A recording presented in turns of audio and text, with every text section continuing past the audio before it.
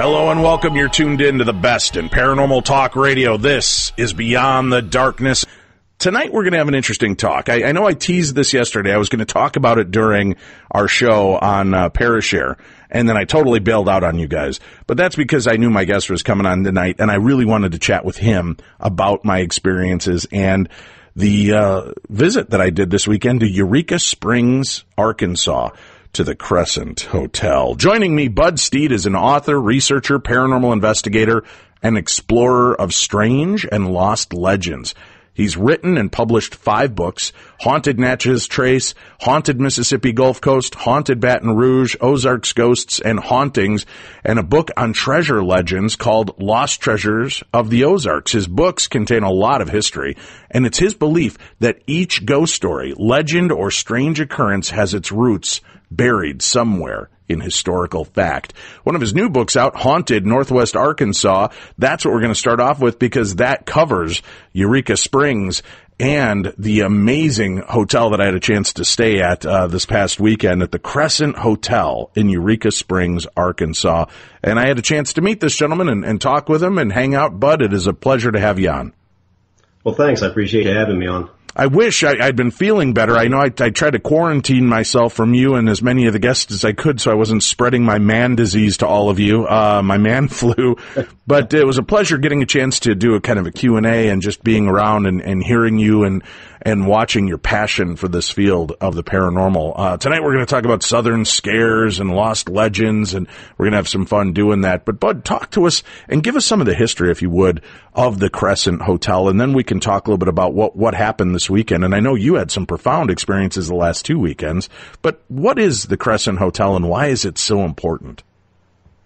Well, the Crescent Hotel was built back in the late 1800s as a hotel. Then it moved on into a conservatory and college for women. And after that, a gentleman by the name of Norman Baker, he was basically a quack, but he had a cure for cancer. And he basically bilked people, people desperate for, their last hope for life. And he bilked them out of millions of dollars.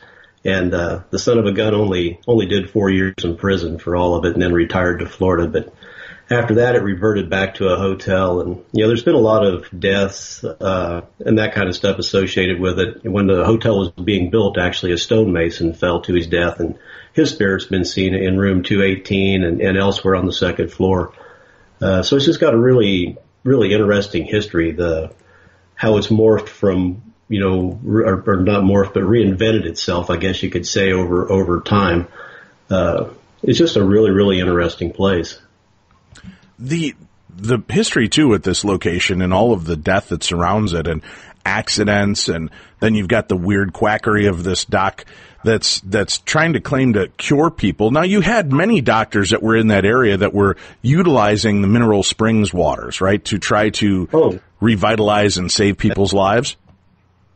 Oh, sure. Yeah, back, in fact, that's how the springs were originally found was, I believe there was a boy, this doctor, I'm not sure if his name was Ellis. I'd have to go check my notes now. There's been so many doctors in the area that used them, but he was directed to the springs by Native Americans, and it cured his boy's eyesight and cured some ulcers on his legs. And he set up a hospital in a cave that was right up above basically Basin Spring, where Basin Park Spring sits at now.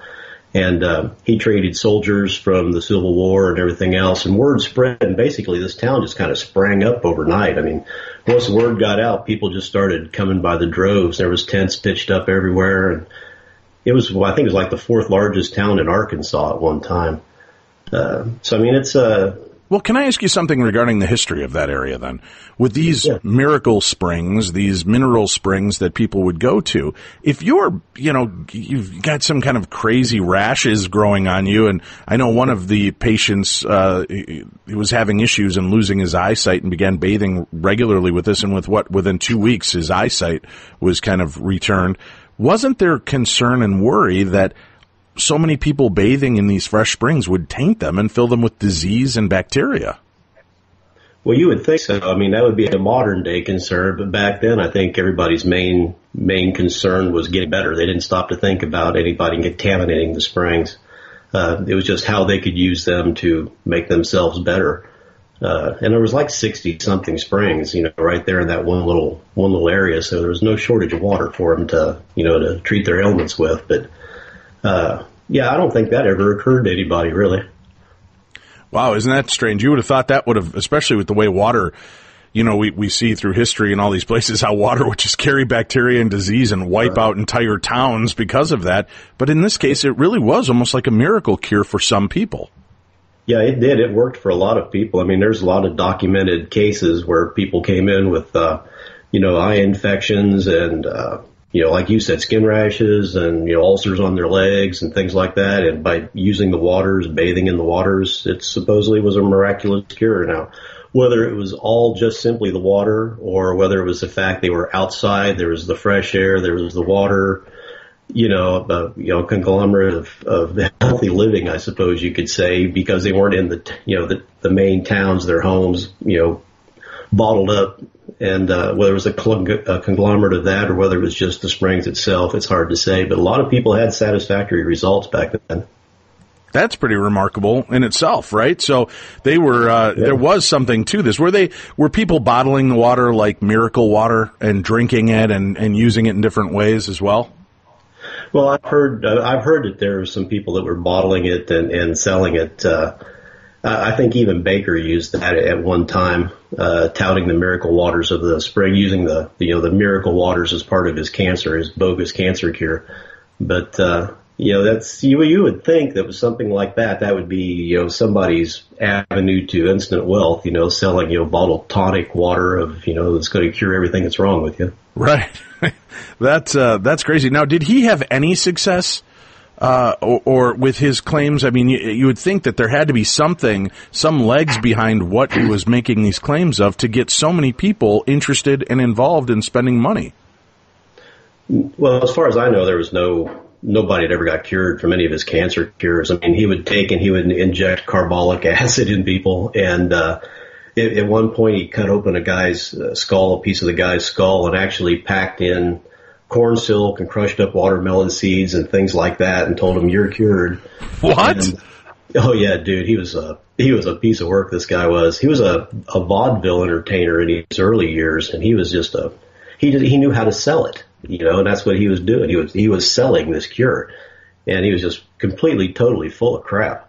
But people were desperate. I mean, they were on their last legs, and he played to that, and that's how he made his money. But I don't think there was ever a documented case of anybody ever being cured. In fact, where the new wing, I don't know if you went over that way or not, but it'd be the south end of the hospital, there was a new wing that was added on when Baker had the place.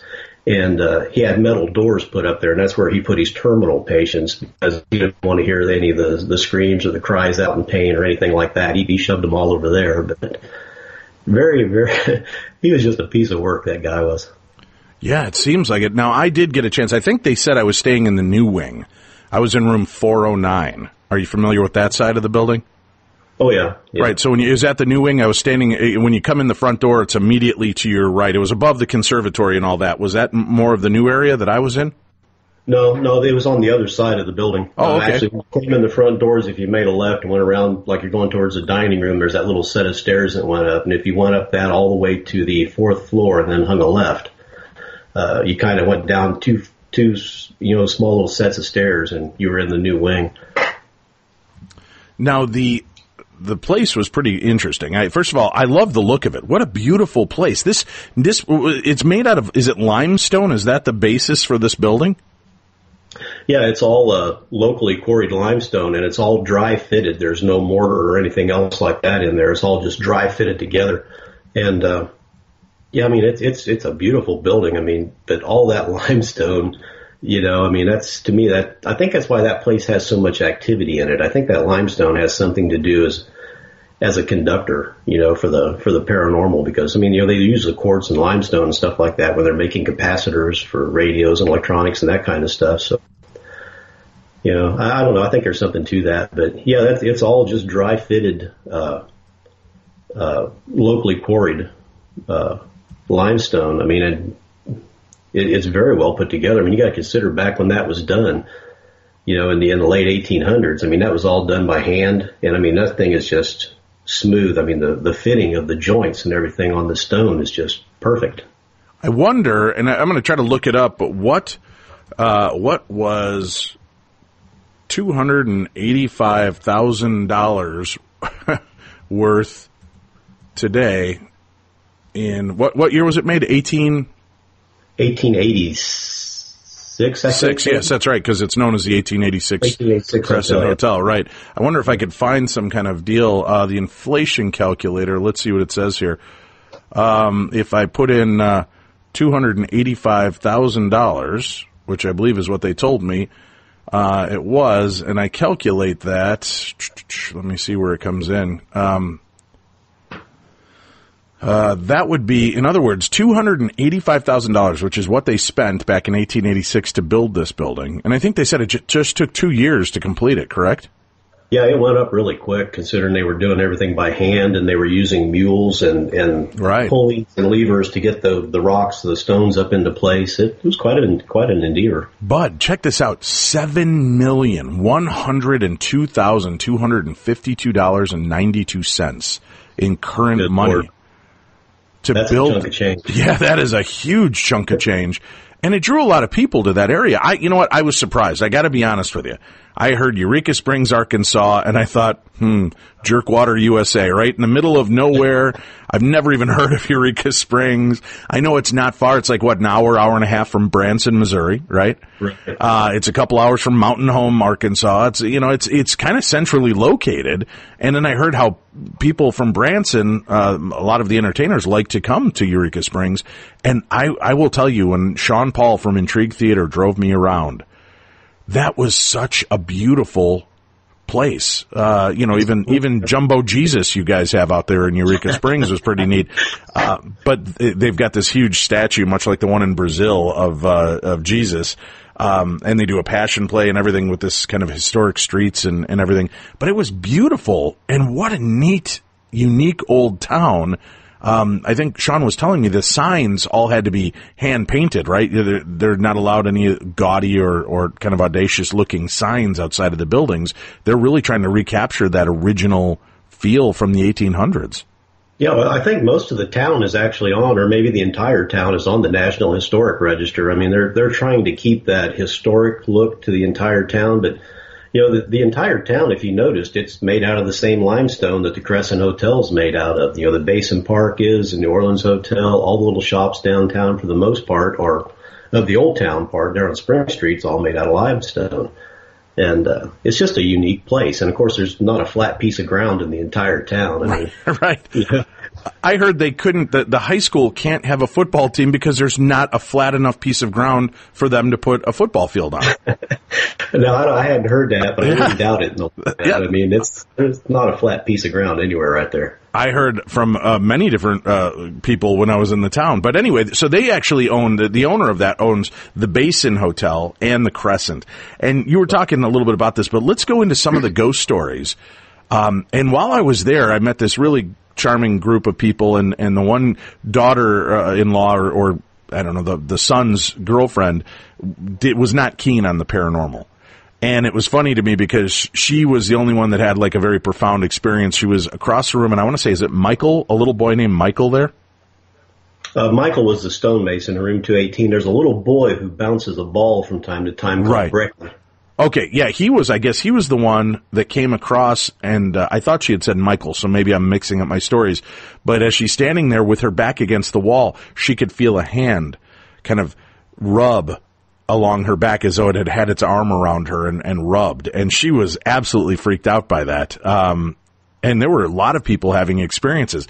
Somebody kept knocking on my bedroom door. And I could see the gap underneath the door. I could see the gap, and there was nobody standing there. And I knew the difference because Sean had come to my room a couple of times to get me to go to lunch.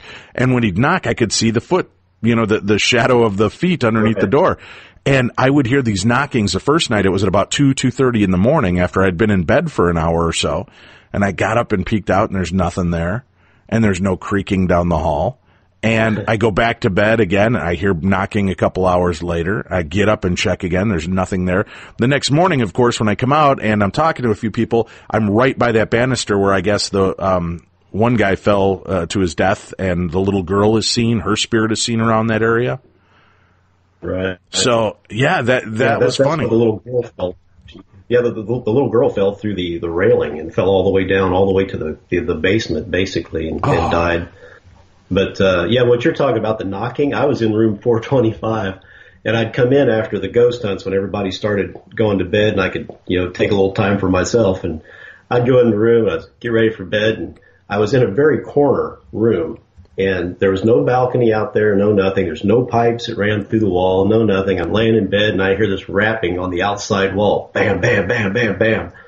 I'm like, come on, guys, I'm tired, And then about 30 minutes later, it's bam, bam, bam, bam, bam, like somebody trying to get my attention. I get up. I thought, well, maybe it's echoing off the wall, and it's somebody at the door. And I go look at the door, and nobody around, and I'm like, this is getting old. Laid back down and just bam, bam, bam, bam, bam on the wall. And I said, Jesus Christ, I'm tired. Would you guys knock it off? Never heard another thing the entire night. So. Well, you and I had a couple of knockers that night that wouldn't leave us alone, it seems, huh?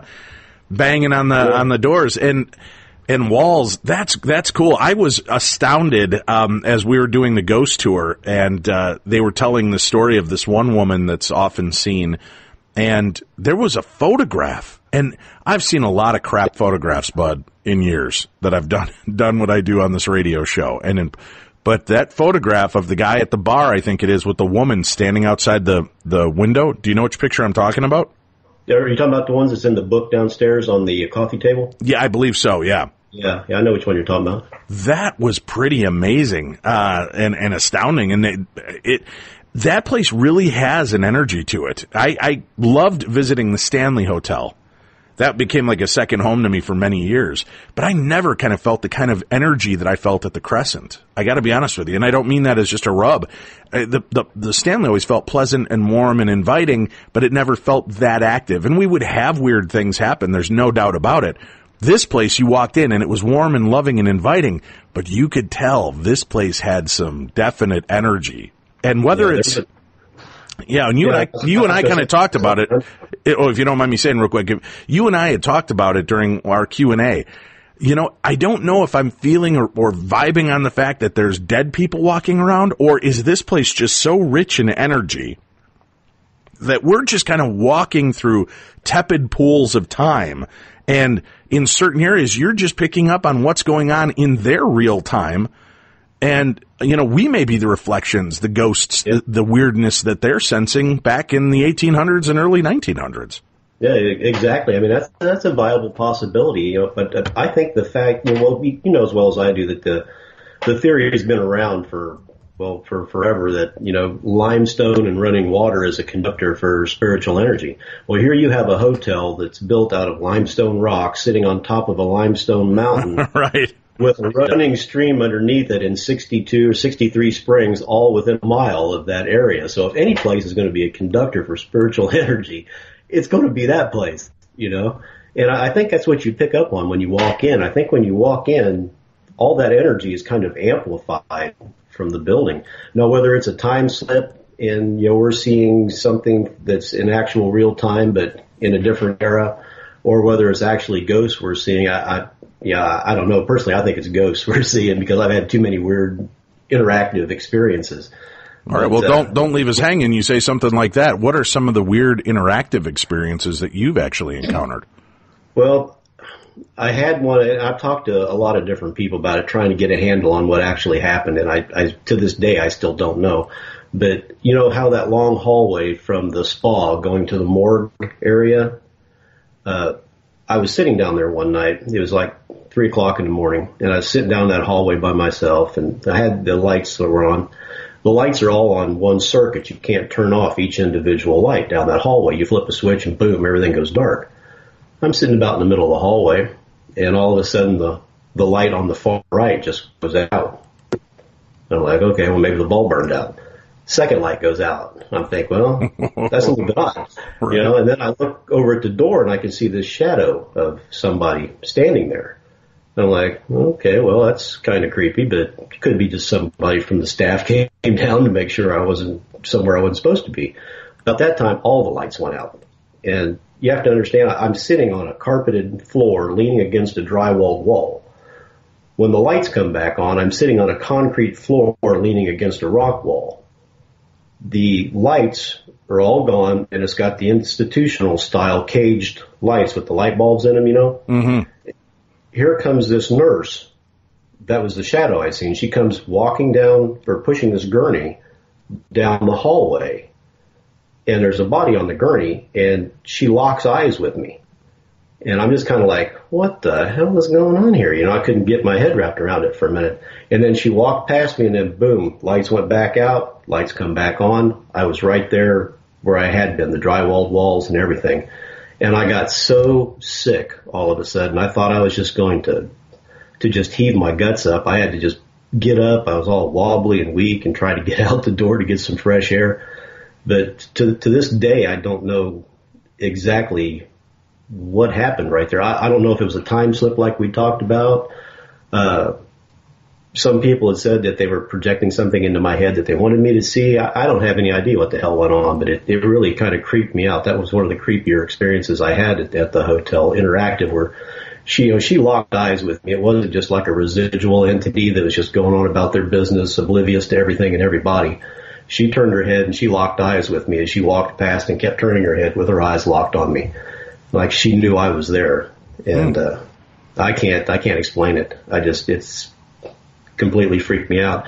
And then, because there's the story of the nurse. There's that nurse that's seen up on the third floor. She's seen down in the basement. She's seen in the morgue area. I don't know. She was an attractive girl. She was probably in her late 20s or so. She's kind of cute for a dead person. Yeah, for a dead person, she was pretty hot. But yeah. I don't know what the hell that was, but that was one of the strangest experiences I've ever had. Wow, that's pretty powerful. And you keep going back. Now, you also had an experience, didn't you say last week during the seance, and then some fascinating things that happened this week during the seance? Yeah, on the first weekend, me and John Healy and his wife were given access to go to the Basin Park Hotel, and we were up in the Barefoot Ballroom. Well, one of the stories associated with the Barefoot Ballroom is that if you go in there late at night and you sit down against a wall and you're really, really quiet and you don't move around and you just listen, pretty soon you'll start to see shadows move in front of the windows. And you got to remember, you're 5 stories up. There's nothing that's going to be walking around out there. And if you listen, you'll start to hear the faint murmur of conversation, music, like there's a party going on, that kind of stuff. And if you stand up or if you move, then everything goes dead silent. I kind of wrote that off as just an urban legend. But when I was researching the Haunted Northwest Arkansas book, I actually went up there at 3 o'clock one morning and I sit down and I actually experienced all of it. I would stand up, the shadows would boom, they were gone. Music would stop, conversation, all that. Well, when we went up this last weekend, or the first weekend of the event, we were up there and we were doing an EVP session, and I had my millimeter out and I was measuring temperature and fluctuations, EMF fluctuations, and all of a sudden my throat started getting tight and I couldn't breathe. It's like somebody was choking the living hell out of me. Just big firm grip, just choking the air off. And finally I managed to get up off the floor. I was sitting on the floor and made it out into the atrium where the elevators and everything are. And as soon as I walked through the door, it stopped. And I managed to get my breath back and kind of got myself settled down a little bit there. I went back in, and my neck was burning. And I asked John, I said, would you look at my neck and see if there's anything on there? And I pulled my turtleneck down. There was a handprint on my neck. You could see the fingers and the white spot there where my throat was at, where the web between the thumb and the fingers were at. And you could clearly see something had choked me up there, but that was a first for me too. I've had a lot of firsts at the Crescent and the Basin Park, actually. Does that ever, when you have an experience like that, does that ever put you off? Do you ever have to take a respite from doing investigations and checking this out, or does that just spur you on? Yeah, it's never made me take a break from anything. I mean, if anything, it just piques my curiosity more as to why did that happen? I can't imagine anybody wanting to choke me. I'm such a nice, charming guy. I got such a great personality. I couldn't imagine anybody disliking me enough to choke me, being a little facetious there. But, it doesn't put me off. I mean, it just, like I said, it makes me want to know why something like that happened. Can I replicate it? Not that I want to be choked again or anything. I'm not looking for that kind of action, but, can it be replicated? Is there a logical answer why that happened to me? So, it doesn't put me off. All right, talking with our guest, Bud Steed, and we've been discussing the haunted and very active hotels there in Eureka Springs. You've had great activity, a lot of things going on there. And I know there were people reporting back to me during the ghost hunts of being touched, of seeing shadows moving about, hearing things, voices, knockings, which we both experienced. And there's so much of this activity. And then I come to find out that Eureka Springs is really well known for being haunted all the way around. Bud, why do you think there's so much activity in this sleepy little village? I think it boils down to, like we talked about earlier about the limestone and the water magnifying everything and the history associated with the place. I mean, you had the roaring 20s, the gangsters coming down, and then the 40s, you had them coming down and, they had all the illegal gambling and prostitution, that kind of stuff. It was kind of like a wide open little place there for a long time, I mean, it was out in the middle of nowhere. There was no easy way to get there. So, the criminal element felt, rather safe coming down there. So, you had killings and stuff like that. There was a guy behind a basin park had his throat cut, tried to run out on a gambling debt, and they cut his throat. He's seen from time to time around there. And, there's just so much history, so much death, from the Civil War, from the accidents, building the places. And I think that all builds up and contributes to the reason why the place is so active.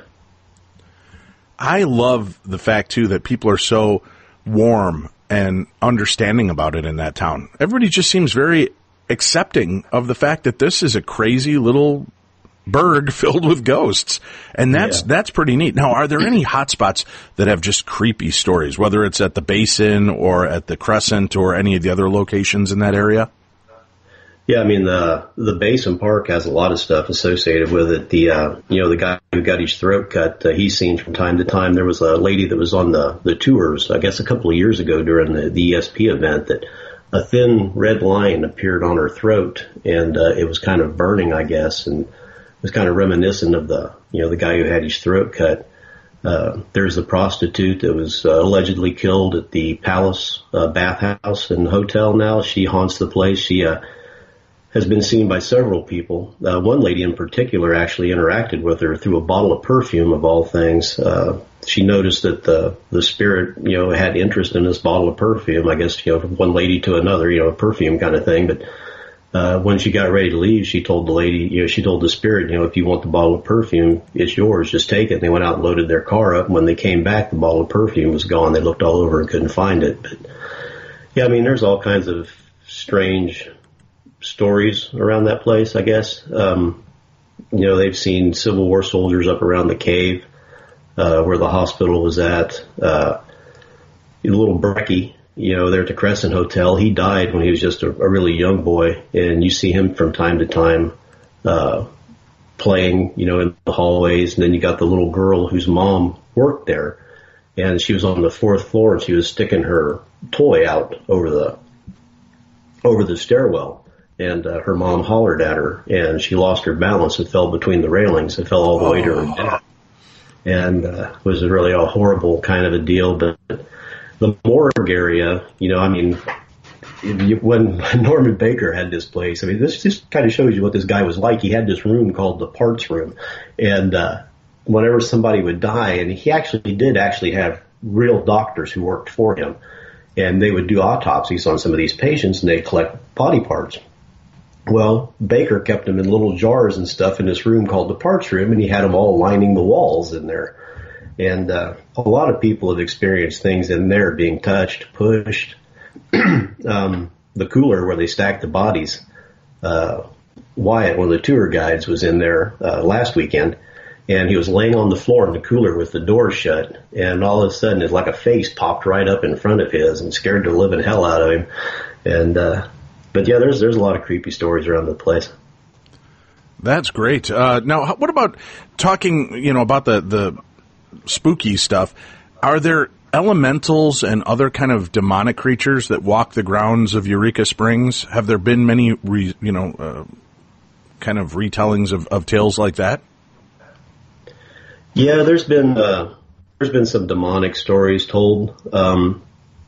Not sure I place much faith in them, just because the vibe. You've been in that town. The vibe of that town just doesn't seem to carry that menacing kind of feel to it. Like you would associate with a demonic type of entity. But there's been some elementals seen, what I would consider elementals. Like little small woodland type entities, creatures. But then again, I think it goes back to that vibe. You've got that hippie kind of vibe thing going on there. That's all peace and love and all that kind of stuff. So those kind of sightings and stories are kind of few and far between. Most of the stuff that you find about Eureka Springs and the stories and everything are pretty positive for the most part, with the exception of the guy at the Basin Park that likes to joke people. But for the most part, it's a pretty positive, haunting type of place. All right. Now, you've had a chance to kind of explore all over. And our listeners, they love the creepy tales and the weird stuff. So I do want to hear, you've written how many books now? 5, 6 books? Yeah, I've written 6 books. I'm under contract for 3 more. Oh, well, congratulations. Well, let's hear some of the creepier tales when we return. And I also want to hear about some of these lost treasures and cursed places and things like that when we return with our guest. Bud Steed is here for us this evening as we talk about the spooky South and crazy lost treasures of the Ozarks and more when we return right here on the best in paranormal talk radio. This is Beyond the Darkness.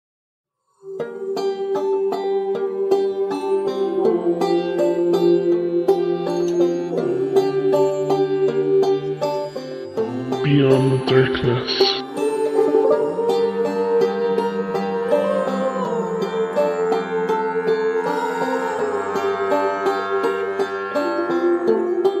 We're back. This is the best in paranormal talk radio. I'm Dave Schrader, and today we're talking with Bud Steed. I had a chance to meet with him this past weekend, and we had a great chance to talk with an amazing audience of people. And tonight we're talking Southern Scares and Lost Legends. Bud Steed, my guest, he's written 5, 6, 7, 8, 900 books, I think, at this point. And we're talking about some of these. And I asked you to bring me some of the spookier tales, if you don't mind. And we could jump through your different books as you mention them. We do have a link up for listeners that are interested. Just go to darknessradio.com and click on our Killer Deals link. That's darknessradio.com. Click on Killer Deals. And there you're going to find a link to all of the books that you hear mentioned on this show. So we will have Haunted Northwest Arkansas, and we will also have The Lost Treasure of the Ozarks, Missouri and through Arkansas. You'll be able to find those books and more right on our site, so go check it out for yourself. Let's get into some of the creep factor of the hauntings. And have you ever been on an investigation or been at a place that left you really unnerved and frightened, aside from, some of the stories you've already shared with us? Oh, dude, please. There was a place in Montreal, in the Ozarks. Wait, how did that go? Oh, dude, please. Oh, dude, please. Yeah, it's a little small, just Ozarks country town. And, it's out in the middle of, BF nowhere. And we were called in to investigate this place by the owner. Now, this gentleman was an older man, lived by himself, and his son and his family lived in a house trailer next to the main house.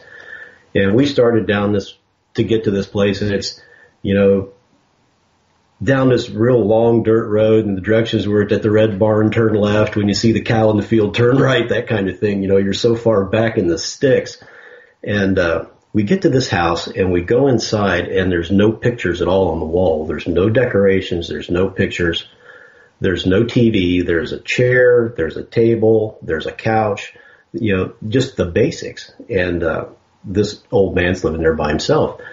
Well, we're doing the investigation interview with the guy, and Dave Harkins, I don't know if you know him or not, but he was with us, and he started getting paranoid, and he started looking around at everybody, and pretty soon he gets up and he goes outside. And so I get up and go outside. Dude, you okay? And he's just all kind of wigged out, and he said, I was sitting in that house, he said, and I figured out how every one of you guys knew everybody else that you'd gotten me out there to kill me. And we're like, dude, please, we've investigated for years together, just relax, man, it's all good. Right. So we go back in there and we're talking to this guy and we're only getting bits and pieces of the story. And come to find out there was three male members of his family that had killed themselves with the same gun in the same horse stall in the barn, all within the space of 2 years. And so something is getting in your head out there, right? So the son shows up. And we asked him, he said, well, can we go in your trailer? He goes, I don't care what you do with that trailer. He goes, I'm not going back in there. So we asked him, well, what do you mean? He goes, well, we were sitting there. He said, we've always had weird things happen. He said, me and my wife and my kids were sitting there at the table eating dinner, and all of a sudden all the cabinet doors just start opening and slamming, and the drawers are flying out. Pictures are falling off the wall. He said, we just left everything. We got up and left, and so we ain't been back in there since. And sure enough, when we went in there was the plates on the table, his wallet and change on the counter, and, just everything right there. So we're doing our investigation, and there's this hammer laying by the fence where somebody had fixed the barbed wire fence, and they just laid the hammer down next to the post. We didn't hear anything when we were walking past there. We were just talking. When we got to reviewing the audio later, we can hear this voice, and it's a really deep, gravelly, kind of like an echoey kind of voice, and you can hear it clearly go, pick up the hammer, and do him good. And we're just like, what the fuck? And, wow, holy cow. So this one girl who's with us, she was always one of those kind of people who's got, use my energy, come touch me. We're all sitting there going, don't do that shit. Don't open yourself up like that. And she's just like, use my energy. Well, something used her energy all right, because all of a sudden her eyes rolled back in her head and she just got this really strange expression on her face. And it's like 30 degrees out. She broke out in a sweat. It's just pouring out of her. And she's looking at everybody and she's going, you're all going to die. It's going to rain blood and all this kind of off the wall crap. We're like, holy mackerel. Are you kidding me? Yeah. So we got her in the car and she's still spouting all this crap off, And by this time, everybody's kind of wigged out, We're just like, this ain't cool. And it's like 2 miles down the road before she finally snapped out of it. When she come out of it, she was just like, what are we doing in the car? She goes, I was over by the fence earlier. How did I get in the car? She was completely out of it. And we went back to the guy and we started asking him more questions. And I'm what they call a grave dowser. I can use dowsing rods to locate graves. My grandfather taught me how to do it.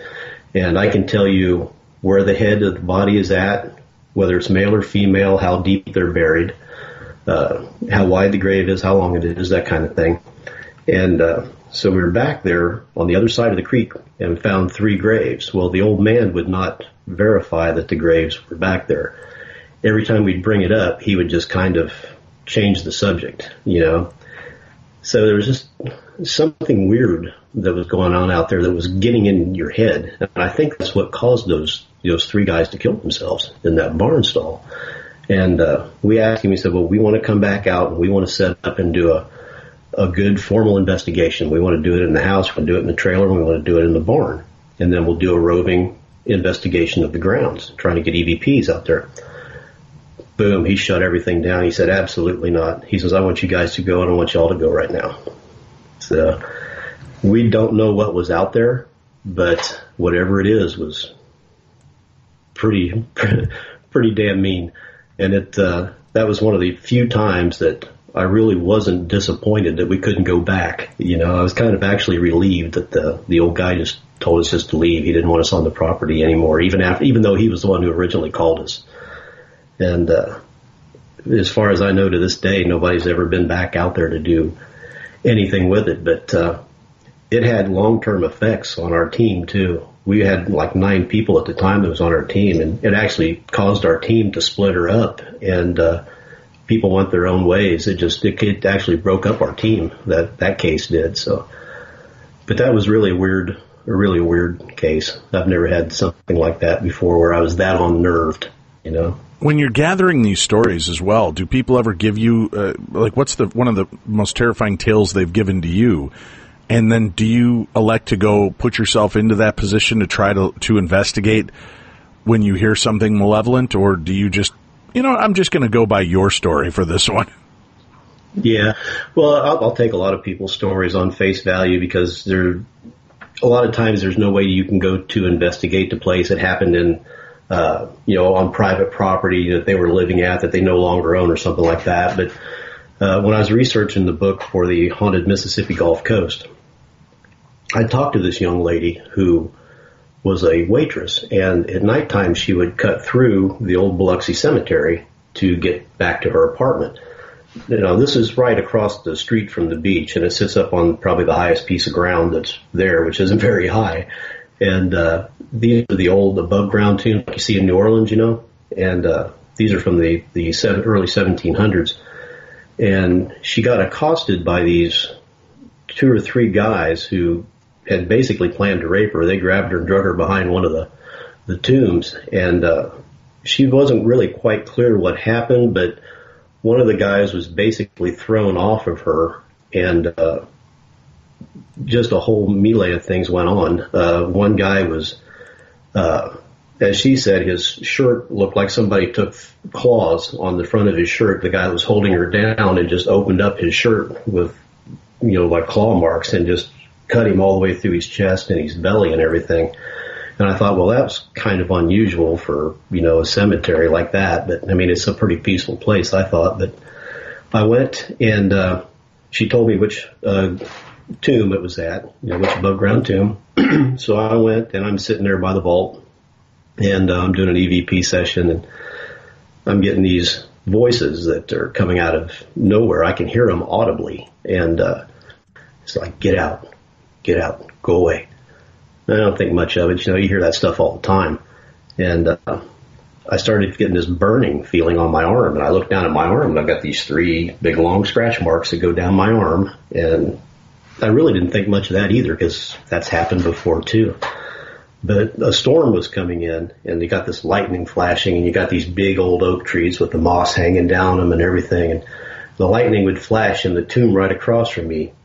There's a guy standing there. Lightning would stop. He was gone. Lightning flashed again. He's there again, but he's 2 feet closer to me. And I'm like, what the hell? Lightning would flash again. He's 2 feet closer to me. When the lightning would flash again, this dude's right up there, right up in my face, just nose to almost to nose. And I went to push him back, and I pushed completely through him. He wasn't there. He wasn't solid. And the lightning flashed again, and he was gone. And he had old-fashioned clothes on, almost looked like old farming kind of clothes, like the old rustic type of clothing. But, I went to push the guy back because I thought he was some kind of a derelict, and I thought I was going to get into a fight or something there, and I went to push him back and just right through him. And that was one of the times when I went and investigated somebody's story that I actually had something kind of cool happen. Yeah, gosh, I would say so. Kind of cool. That didn't... that might have put me off of investigating for a while.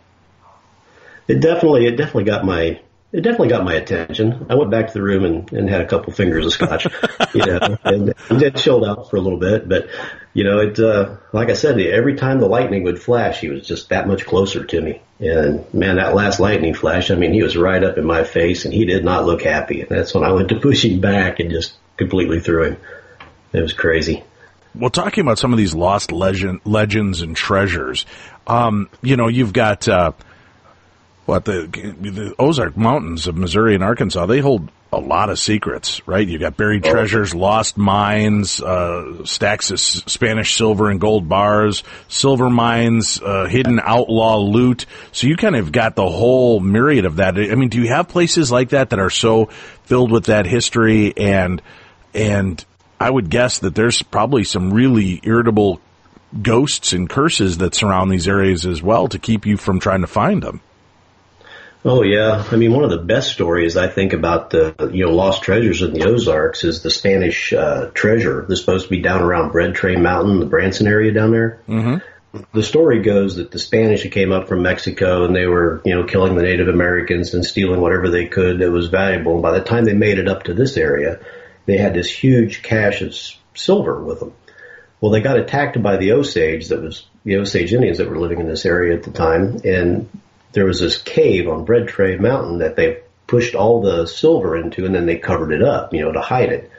Well, the Indians knew the location of it, and the Spanish were all killed, so nobody ever came back for it. Well, the location of the supposed treasure was passed down through the Indians, and when the Delaware Indians were moved from Indiana and Illinois over here to Missouri, they were paid for their land in silver script. And they found out about the treasure, supposed treasure, from the Osage. And when two brothers, Solomon and James Yoakum, came into the area, they made friends with the Delaware and found out about where the treasure was at. Well, at that time, it wasn't illegal to make your own money as long as it didn't say United States on it. So they supposedly went and got some of this treasure. They were making their own silver dollars that said Yoakum on one side and $1 on the other. And that was recognized currency in this area, back in the early 1800s. I mean, people even paid for their land with it. And as the story goes, James and his wife had went in to retrieve some of the treasure, and the cave collapsed on them. And, they were so far back, apparently this went so far back that it was too far to dig them out. So Solomon and his family went on and moved on to California. Well, in the 50s, one of his descendants showed back up and had a map. It showed where Bread Tray Mountain was at and where this town was supposed to be at the time where the Yoakums lived. And they couldn't locate it. They couldn't match up the hand-drawn map to the location. And it passed into the hands of a guy by the name of Hardy Ayers. And he's been looking for that treasure for forever. And supposedly, if you get close to where it's at, and I'm kind of skeptical about the whole curse thing, but they say that if you get close to where the treasure mine is at or the treasure trove is at, that the ghost of, James Yoakum will appear to try to warn you off, because I guess the instability of what's left of the cave, I would suppose. But that story's been around for a long time. Now, personally, my own personal opinion, Solomon Yoakum was busted for selling liquor to the Indians, and the only way he could have had silver script at that time was to get it from the Delawares, which would have been an admission of guilt for selling them the liquor.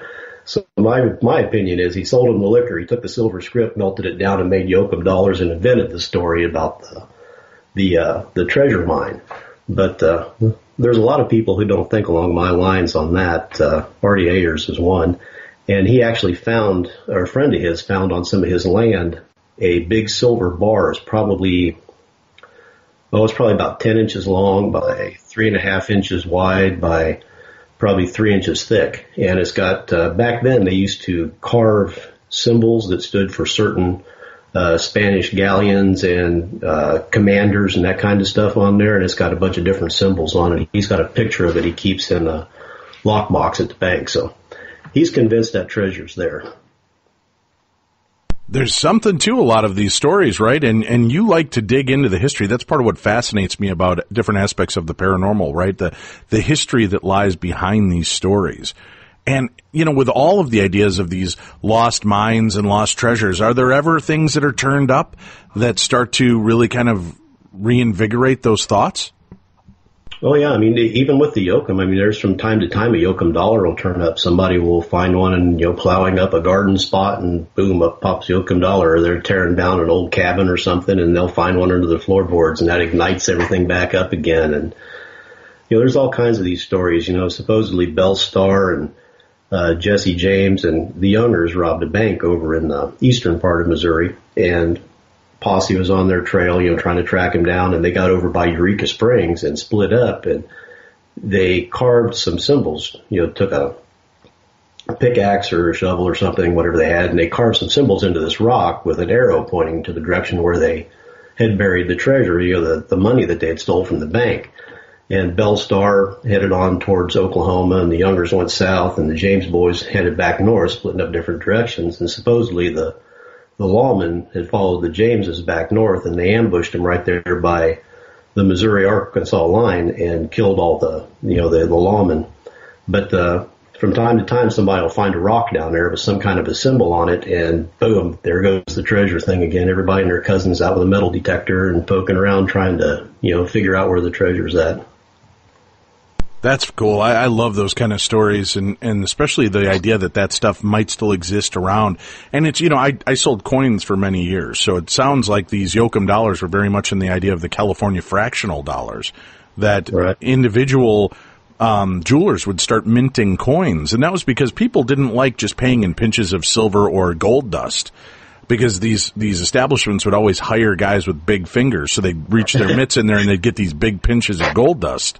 And so they decided we want some kind of regular strike, and there weren't all of these what do you call them, treasuries. There weren't the mints around everywhere. So they had to do with what they had to do. So some of these places would strike these coins, and it would become the local currency of the area. So it's kind of cool and fascinating to hear those kind of stories and know that they still exist out there. What's one of the coolest legends out there? And have you gone yourself out in search of fame and fortune with any of these? Oh yeah, I've looked for the Yoakum dollar, the Yoakum treasure mine. I'll have to admit to that one too. I got sucked into that one. I looked for it too. But it's the one that fascinated me the most was the Irish Wilderness, which is off to the east of Springfield. It's in the Mark Twain National Forest. And the story goes that there was a settlement there that an Irish priest from St. Louis had helped founded. And during the Civil War, a bunch of marauders came in. They killed a bunch of people, and they kept coming back, and they kept coming back. So they all decided they were going to go to where the well was at in the center of town, and so many feet from the center of the well, that's where they dug down and they buried all the silver and stuff like that everybody had, so that whenever the marauders would come back, they had nothing worth stealing.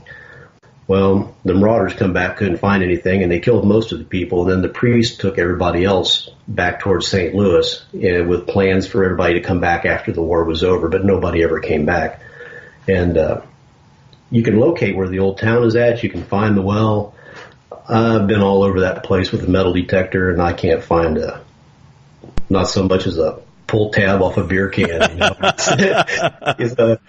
I've got out there and I've looked and I can't find it. But there's so many accounts of that story out there that you can't help but think that there's some truth to it. I mean, the priest existed. There's records of the priest existing. There's there's records of the town existing. There's records of, the marauders, the people being killed there. I mean, there's records that substantiate the story. But whether it's quite a distance from where the center of the well is at, or whether it's up close, I mean, you just kind of go in a big concentric circle around there, trying to get a hit off of something. But like I said, you couldn't even find a Prince Albert can, tobacco can out there. It's just nothing. But it keeps us going, right? Every now and again, you get one little coin pops up, and it's like Las Vegas, just enough to keep everybody excited and in the idea. Yeah, especially here in the Ozarks. I mean, you got all these old abandoned farms and stuff, and back in the day, the old timers, they would stash their coins. They'd take and cut a section of the wall out, and they'd put their mason jars in there, and they'd put that section of the wall back, hiding their money, or they'd go out next to the tree that they'd planted, and they'd bury it, 2 feet down, and you'd find these 4 or 5 mason jars full of old coin. That stuff is being found all the time, and it's still being found today. So that's part of the fire that fuels people to get out there and look. I think you'll hear these stories, that somebody found a mason jar full of, silver dollars, Walking Liberty silver dollars or something, and that fires everybody up, and they're all out there looking, trying to find. But I want to roll back into some ghosty tales and some creepy legends and talk to me about some of the more obscure, weird stuff that you found that was so fascinating while you were doing the research for all of these great books. Some of the stuff that I found interesting was along the Natchez Trace. I don't know if you've ever been down along there. It's 444 miles long, and at its widest, I think it's like 200 yards. It's the longest, widest national park in existence, and it's got a 50-mile-an-hour speed limit, no commercial vehicles. It's like stepping back in time when you go on this thing, But in the town of Natchez, where the southern terminus is at, there's the Natchez Cemetery. And one of the weirdest things I've encountered was the grave of a little girl, Florence Irene Ford. And she died in the 1830s of yellow fever. And this little girl was deathly afraid of thunderstorms. And anytime a storm would come in, she'd crawl up in her mama's lap, and her mom would comfort her through the storm, Well, when she died of yellow fever, her mom had her casket made with the part where the head is at was made with glass in the end, so you could see in it. And when she buried her, she had a pit dug at the end of the grave. It had lined with rock with steps going down in there and big metal doors that would close. And any time a thunderstorm would come around, the mom would go down in the pit and close the doors, and she'd sit with her daughter, her daughter's body, until the thunderstorm was over. Then she would go out. Well, they keep those doors closed all the time, but every time after a thunderstorm, you come to the cemetery and the doors are open, like the mom has been down there and she had just come up out of there. And unfortunately, they had to brick up the part where the grave was at because of vandals. People no respect. But I found it really odd that when you would go there, and if you would do an EVP session, if you would go down into the pit itself, and if you'd close the doors, and I mean it is pitch black when you're down at the bottom of that, but if you're sitting there and you're doing an EVP session, you'll hear giggles. And one time we got an EVP, you could hear a little girl's voice really, really softly going, "I'm so scared. I'm so tired." And it's almost kind of heartbreaking, really, when you get those kind of EVPs, but it's just so much activity in just that one little space right there where her grave is at. It's like she just can't. That is heartbreaking. Is there anything you do? Do you try to help figure out a way to cross these spirits over, bring somebody in, or do you just believe in just going and recording the history of it and the experiences? Well, I try to bring people in sometimes if I can find somebody that I know for certain that is actually that can actually do it. They're just not full of crap. You get a lot of people nowadays that are you look up everywhere on Facebook and I'm a medium, I'm a psychic, and you just don't know who to believe anymore. Are some people who are very talented in that aspect, and then there's some people that are like Norman Baker, they're just shysters.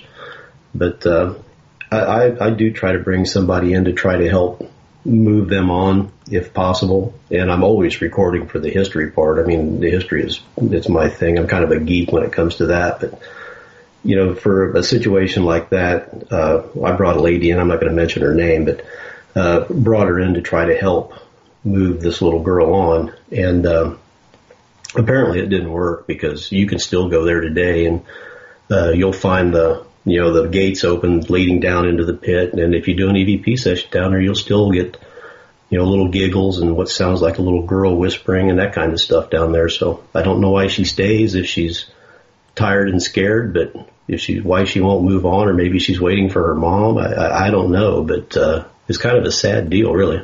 Yeah, very sad. Just disheartening, right? I mean, and there's nothing more powerless feeling than hearing these things. Now, do you have any concerns that, especially when it's these helpless children or women, ghosts crying out, do you ever have fear that by trying to engage them and help them or do something, that maybe it's not really what it appears to be? It's something trying to trick you? Yeah, you hear those stories all the time. You get the warnings of, it may not be a little girl. They're trying to lure you in, or that kind of thing, Right. And, you have those concerns. You can't really do this kind of, I've been doing paranormal investigations for 38 years. I did my first one in 1979. And, you can't do it as long as I have and not have those concerns, and not bring things home with you too. I mean, that happens, but, there's the potential that, the things that you're interacting with may not be what they appear to be. I mean, that's, my theory all along is, you'll hear these people say, it's a demon, it's a demon. Well, it's probably not a demon. My theory is, if you were a good guy in life, you're probably going to be a good guy in death. If you were a real asshole in life, you're probably going to be an asshole when you're dead. So it's not. Don't hold back. How do you really feel? Yeah, it's just how it is. But, it's not a demon. It's just a disgruntled, just a crabby old dude, or an old lady. But there is that potential that, you could be interacting with something that's not, a former human or a human entity. So you always have to be careful. But I bring things. I brought a little girl ghost home with me from somewhere. I'm not sure where she came from, but in our old house, I woke up one morning and you kind of how you lay on your side and you got your arm thrown out. Right. I've got 10-year-old twin girls and somebody was holding my hand, and I woke up, I thought it was one of the twins, and it was this little girl standing there, and then boom, she was just gone. And I'd see her peek around the corner of the hallway and that kind of stuff, but she never bothered anything. She never bothered anybody. She'd play with my girls' toys and that kind of stuff, but I guess maybe she felt safe here or something. There was a family. She felt safe, I would suppose. But one day she just was gone. We never saw her again. So I don't know what happened to her. Huh. Isn't that interesting? Just so much activity out there, right? Such a rich history. We've just got a few minutes left together. And talking through this, was there any stories that you heard that have hit kind of legendary status that when you went to investigate and break down the history, it really kind of fell apart for you? Yeah, sadly, there's a cemetery in Biloxi, and it's a privately owned cemetery. It sits out towards on the other side of Ocean Springs. And the legend that was associated with this particular cemetery was epic. I mean, everything from a person hanging from the tree, which, the body swaying, you would see it in the moonlight, and you could actually do the research and find out that a man had hung himself on that tree. So you could actually relate, to the stories and everything that was going on. But then once you started delving into it and starting investigating it more, then you would come to find out that these historical records of the guy hanging himself turned out to be a story that somebody had wrote for the paper at Halloween. And it just kind of grew and took on a life of its own and just became this big urban legend of this haunted cemetery with the ghost, the hanging ghost in the tree. And then it morphed into an old lady sitting by the gate, and it just completely took on a life of its own. And, I was kind of excited to go check that place out because, I found one account of that story of the guy hanging. And I got there and I checked it out. I mean, it's nothing, peaceful, perfect place. If I had to die, that's where I'd want to be planted, is right there, because it was a peaceful place. And I thought, well, this can't be, the right cemetery. And then I got to researching it a little bit more, and then I found an earlier story of the guy hanging. And like I said, it was that Halloween story somebody had written, and it just kind of bummed me out. There was this whole urban legend that just disintegrated into nothing. Unbelievable stuff. Bud, it's been such a pleasure talking to you and catching up, and I wish we had more time when we were out at the event and I'd been feeling a little bit better so that we could actually spend time talking. Like I said, I wanted to try to avoid passing on my man flu to anybody else, but hopefully we'll get a chance to hook up again next year and go through this. I know you're working on 3 new books. What are the topics you're going to be working on going forward? I'm working on one now that's got to be turned into the publisher in mid-March. It's on Haunted Fort Smith. And another book is another Haunted Ozarks book. And the third book, you're familiar with the Valeska axe murders. Everybody normal knows that. I woke up one day and I was thinking about it, and I thought, it's an awfully personal way to kill somebody, whack them with an axe. They just didn't wake up one morning and say, I think I'm going to go kill somebody with an axe this morning. That's kind of built up over time. And so I got to researching it, and I found previous murders that fit the same MO, with the chimney being taken off the lamp, placed under the table, and the bedclothes being thrown back over the bodies and then beat on some more with the axe. And then I found some that was after Valeska, in Columbia, Missouri, and then down around Memphis. And my thought was I was going to try to tie it to the Axeman in New Orleans, because there was some similarities there. But when I got to looking farther south, I found that there were some African-American families, some black families in Louisiana and Texas that had been killed exactly the same way, with the lamp being taken off the chimney, put under a chair or under a table, killed with the axe, bedclothes thrown over them, hit some more with the axe. So my theory is the guy was killing the white families. The heat got on him. It got too much of a risk to kill the white families back here in the early 1900s, so he switched to killing the black families, because back then nobody cared, down south. It wasn't anything that bothered anybody, sadly. And but that's the book I'm working on now. That's going to be taking quite a while to get that one finished. to go to these different places and any of them that's still standing to investigate them and do a paranormal investigation, see if I can get any EVPs that I can match up from place to place to place and find any commonalities with it. Yeah, we've had a couple of people visit us from the Villisca axe murder on our show over the years, and I've heard some of the most bone-chilling, terrifying EVP I've ever heard in my life come out of that location. So good luck with that, Bud. Let us know, and we'd love to have you visit with us again, and keep us abreast if there's any new creepy stuff happening in Eureka Springs at the Old Crescent or Basin Hotel. Would you do that? Oh, absolutely. You know I will. All right, that's it for tonight, kids. Be safe, love one another. I'll see you again right here tomorrow on the best in paranormal talk radio. This is Beyond the Darkness.